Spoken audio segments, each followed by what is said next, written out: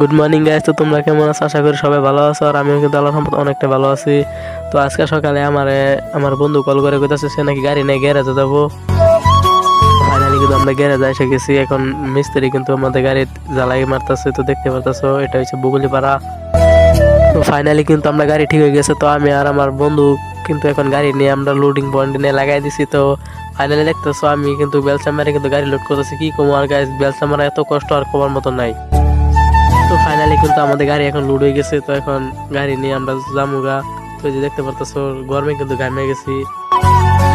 Guys তো তোমরা দেখো এই ধান খেতে যে ভিউটা, এটা কিন্তু আমার কিন্তু অনেকটা ভালো লাগছে। আর কার কার কাছে কেমন লাগছে কিন্তু কমেন্ট করে জানাইও। কিন্তু ভালো আনলোডিং করে আমরা আবার চলে যাই সেই জায়গা যাই আমরা ইটা লোড করতেছি। আর লগে কিন্তু গিটটি আছে।